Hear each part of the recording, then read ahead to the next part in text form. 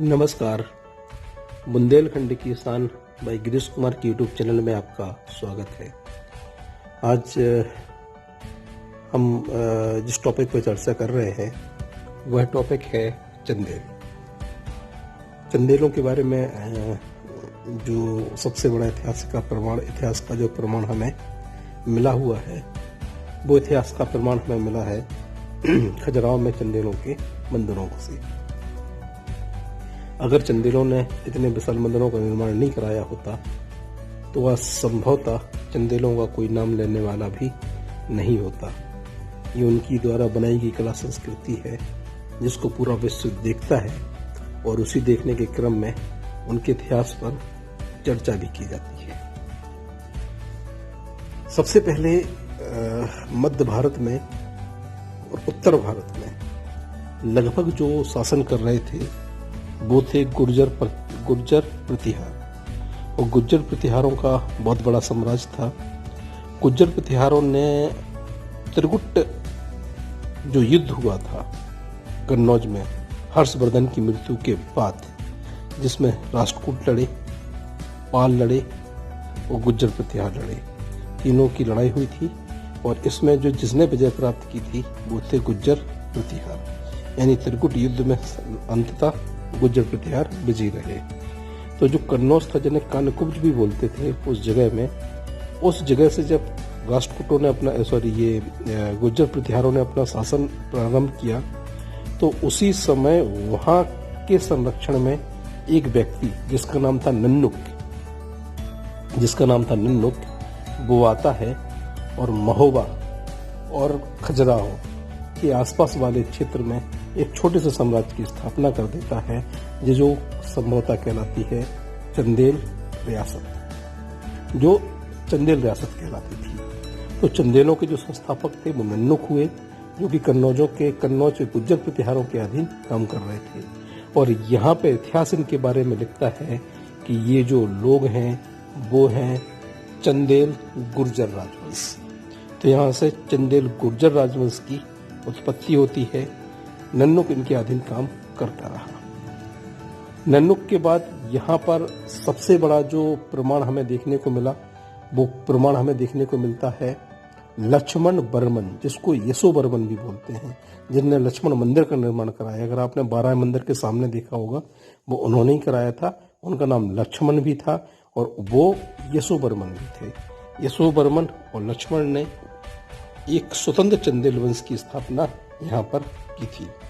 जैसे ये स्वतंत्र चंदेल वंश की स्थापना होती है यहाँ पर, तो ये साम्राज्य प्रसिद्ध होना शुरू हो जाता है।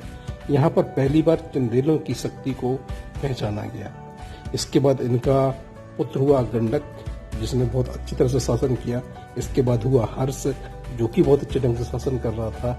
इसके बाद इनके पुत्र जिसका नाम था धंग ने एक विशाल साम्राज्य बनाया। और धंग के समय यहाँ का वैभव पूरे के पूरे इलाके में जाना जाने लगा। धंग और यशो बर्मन दो ऐसे शासक आपको यहाँ पर मिलेंगे जिनके समय चंदेलों की विजय कीर्ति नर्मदा से लेकर के यमुना के मुहाने तक थी और पीछे में गंगा के मुहाने यानी बनारस तक इनका साम्राज्य बहुत अच्छे ढंग से चलता था। यानी कि इन दो साम्राज्यों के समय चंदेल बहुत अधिक शक्तिशाली थे। इनका ही पुत्र जेजा होता है जो कि साम्राज्य को और अधिक विस्तार दे देता है। और जैसे ही विस्तार देता है, साहित्यों में और इतिहास में बुंदेलखंड की जो भूमि है इसे जेजाक भुक्ति के नाम से जाना जाने लगा। यानी कि ये क्या कहलाई, जेजाक भुक्ति। तो संभवतः चंदेल इतिहास के संस्थापक नन्नुक थे, लेकिन इसमें 3 प्रमुख शक्तिशाली शासकों का नाम लिया जाता है, जिसमें है यशो बर्मन, धंग और जेजा। ये लोग यहाँ पे शासन करते रहे।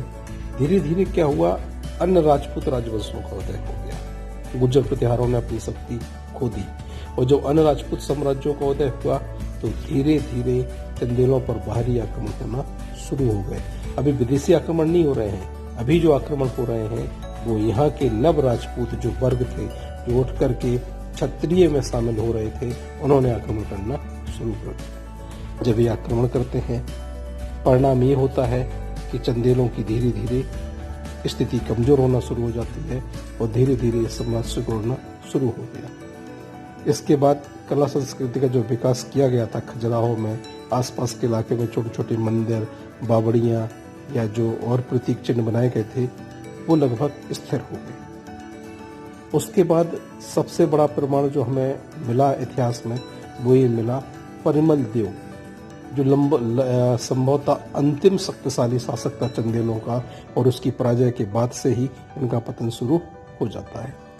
परिमल देव के समय पर जो राजपूत शासक थे, जो नए नए उभरे हुए थे, उसमें सबसे शक्तिशाली राजपूत शासक थे चौहान, और चौहानों ने उस समय पर दिल्ली पर कब्जा कर लिया था।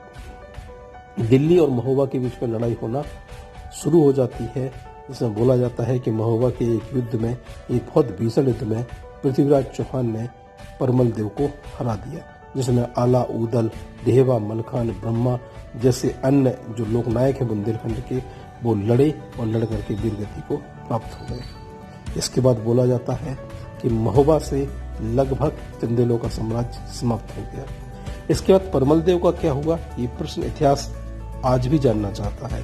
बोला जाता है कि परिमल देव ने आत्महत्या कर ली, कोई बोलता है कि परिमल देव ने चौहानों की अधीनता स्वीकार कर ली, बड़े बड़े उपहार देने की बात की, लेकिन उपहार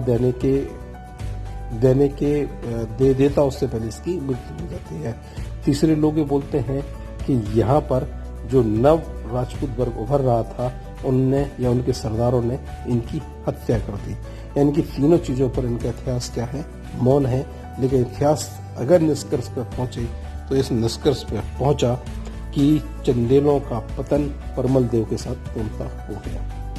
परिमल देव की मृत्यु हो जाती है, कमजोर शासक था, चाहे उनके राजपूत शासकों ने उनकी मृत्यु की, उनके सहयोगियों ने मृत्यु की, या वो प्राकृतिक मौत मरे, और उनकी मृत्यु के साथ ही विशाल चंदेल साम्राज्य लगभग छोटे छोटे टुकड़ों में बढ़ जाता है। उसके बाद चंदेल के बारे में 3 प्रमाण देखने को मिलते हैं, 3 छोटे छोटे साम्राज्य स्थापित होते हैं। पहला हो जाता है महोबा यानी कि चरखारी के आसपास के चंदेल, दूसरा हो जाता है आपका कालिंजर के आसपास के चंदेल, और तीसरा पन्ना के आसपास के चंदेल, अजयगढ़ के आसपास एक छोटा सा चंदेल साम्राज्य और बनता है। इन तीनों साम्राज्यों में सबसे पहले पन्ना के आसपास के जो चंदेल थे उनको हरा दिया जाता है। यहाँ पर 3 नई राजपूत जातियां उभर के सामने आई थी। एक उभरे थे बघेला, एक उभरे थे बुंदेला, और एक चंबल के आसपास एक छोटी सी नव जाति थी जो अभी शैशव अवस्था में थी, वो भी उभर करके सामने आ गए। इन तीनों ने बहुत तेज प्रतिकार रूप से चंदेलों को पतन कर दिया। चंदेलों का एक बहुत बड़ा भाग अब बुंदेलाओं के अधीन आ गया, और बुंदेलाओं में जो थे वो आपको ओरछा के आसपास के बुंदेला या जुझार सिंह बुंदेला, इनका नाम बहुत तेजी से लिया जाता है। संभवतः चंदेलों के बाद जो साम्राज्य उठा वो बुंदेला साम्राज्य बुंदेलखंड में उठता है, बगल में बघेला साम्राज्य उठ जाता है। लास्ट में इनके जो झुटमुट तरीके से थे वो 2 ही जगह बसते हैं। एक इनका प्रमाण मिलता है कालिंजर में। कालिंजर में जो चंदेला शासक था, जो शासन कर रहा था, इसको अंततः मार दिया जाता है शेरशाह सूरी के द्वारा। और शेरशाह सूरी जैसे ही कालिंजर पर विजय प्राप्त करता है, वहाँ के शासकों को मार देता है, और कालिंजर से पूरी की पूरी तरीके से चंदेल साम्राज्य का अंत हो जाता है। अंतिम से चंदेलों का जो प्रमाण हमें देखने को मिला वो चरखारी महोबा के आसपास वाले क्षेत्रों में मिला, जिसका भी पतन संभवतः बुंदेला शासकों ने कर दिया। और इनका जो अंतिम प्रमाण हमें देखने को मिला था वो मिला था रानी दुर्गावती। इनकी शादी गोंडवाना शासक से हो जाती है।